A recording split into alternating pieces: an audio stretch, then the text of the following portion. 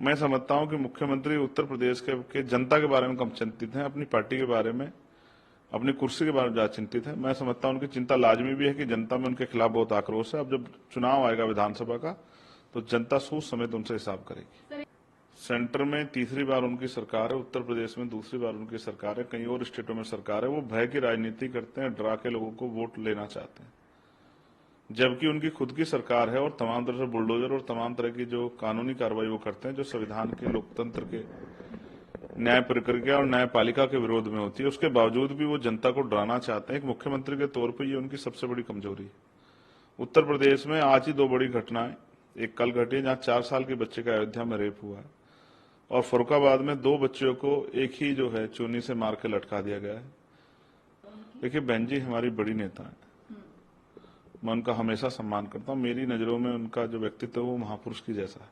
देखिए पिछले 7-8 साल से हरियाणा में भीम आर्मी के लोग काम कर रहे हैं। लोकसभा चुनाव में हमने सभी लोगों को मौका दिया कि वो लोग लड़ें, क्योंकि वो देश स्तर का चुनाव था। असेंबली चुनाव में और लोकसभा चुनाव में बहुत फर्क है।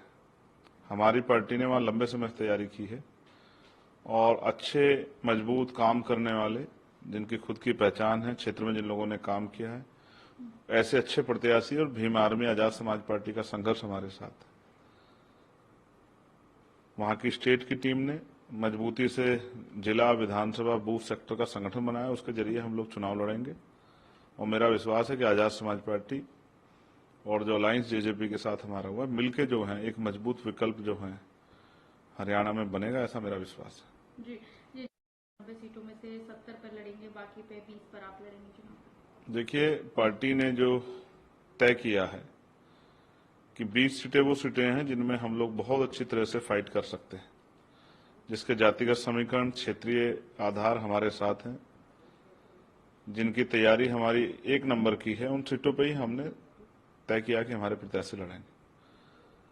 और मेरा विश्वास है कि जिस तरह से लंबे समय से हम लोगों ने काम किया, पाठशाला चला के, जनहित के मुद्दों पे सवाल खड़े करके, आंदोलन करके, चाहे वो पुरानी पेंशन का मामला हो, चाहे बैकलॉग का मामला हो, लेटरल एंट्री, संविदा, आउटसोर्सिंग, ठेकेदारी के जरिए जो पक्की नौकरियां खत्म करके कच्ची नौकरियां दी जा रही, इनके विरोध में आंदोलन हो, चाहे बढ़ती महंगाई के खिलाफ हो, बेरोजगारी के खिलाफ हो,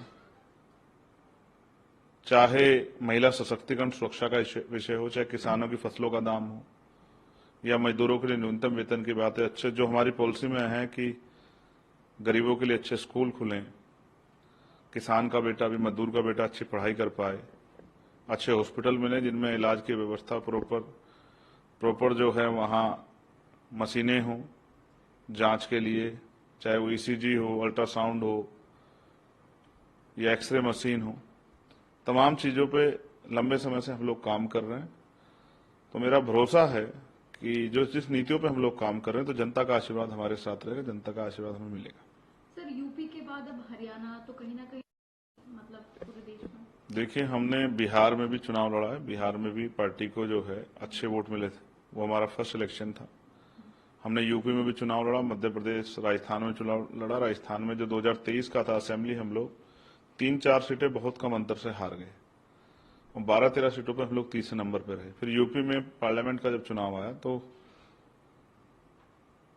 देश का चुनाव था, तो हमने 2 सीटें उत्तर प्रदेश में लड़े, जिसमें हम 1 जीते, जिसमें हमारे सामने एक तरफ एनडीए अलायंस था, दूसरे में इंडिया अलायंस था, और बहुजन समाज पार्टी भी हमारे खिलाफ लड़ी, और दूसरी सीटों में हमें लगभग 80,000 से ज्यादा वोट मिले।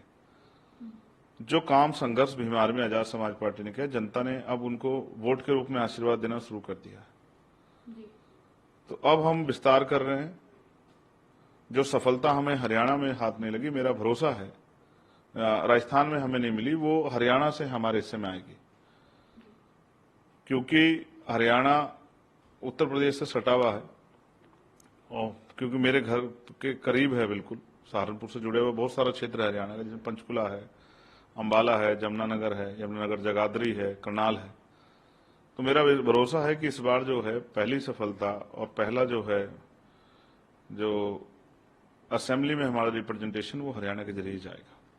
यूपी के मुख्यमंत्री योगी आदित्यनाथ सेंटर में तीसरी बार उनकी सरकार है, उत्तर प्रदेश में दूसरी बार उनकी सरकार है, कई और स्टेटों में सरकार है। वो भय की राजनीति करते हैं, डरा के लोगों को वोट लेना चाहते हैं, जबकि उनकी खुद की सरकार है और तमाम तरह से बुलडोजर और तमाम तरह की जो कानूनी कार्रवाई वो करते हैं जो संविधान के, लोकतंत्र के, न्याय प्रक्रिया और न्यायपालिका के विरोध में होती है। उसके बावजूद भी वो जनता को डराना चाहते हैं। एक मुख्यमंत्री के तौर पर ये उनकी सबसे बड़ी कमजोरी है। उत्तर प्रदेश में आज ही दो बड़ी घटनाएं, एक कल घटी जहां 4 साल के बच्चे का अयोध्या में रेप हुआ है, और फरुखाबाद में 2 बच्चों को एक ही जो है चूनी से मार के लटका दिया गया है। जिन मुख्यमंत्री कार्यकाल में बेटियां सुरक्षित ना हो और छोटी छोटी बच्चियों पर अन्याय अत्याचार हो, उनकी हत्याएं हो, उनके साथ रेप हो, उन मुख्यमंत्री को राजनीति से ऊपर बढ़ के भी अपने प्रदेश की कानून व्यवस्था के बारे में सोचना चाहिए। वहां मुख्यमंत्री फेल नजर आते हैं और घटनाओं से ध्यान हटाने के लिए 49 शिक्षक भर्ती का जो मामला था वो सुप्रीम कोर्ट चला गया है।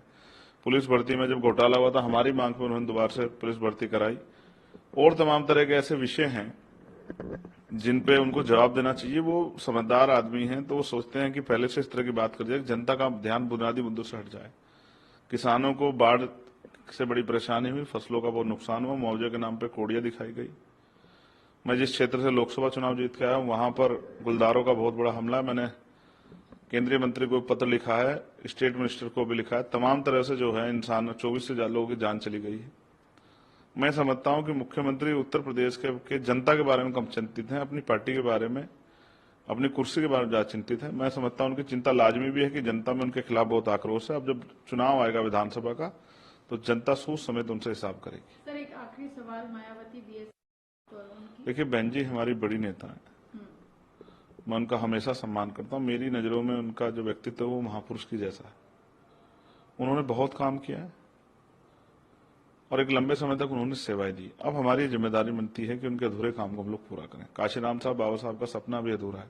अभी मान्यवर काशीराम साहब को भारत रत्न नहीं मिला है, भारत रत्न नहीं मिला। दूसरा, उनके जो सपने थे कि वंचित वर्ग के लोगों को बुनियादी सुविधा और सम्मान मिले, हमारा ये हमने कोशिश की है कि हम हर नौजवान के घर तक ताकत बना के सत्ता में आके हरियाणा के हर नौजवान के हाथ तक रोजगार पहुंचाए। बेटियों को, माओं को जो घर पे रोजगार करना चाहती, रोजगार की व्यवस्था कराएं, उनको सशक्त करें, उनको आगे बढ़ने के लिए प्रेरित करें।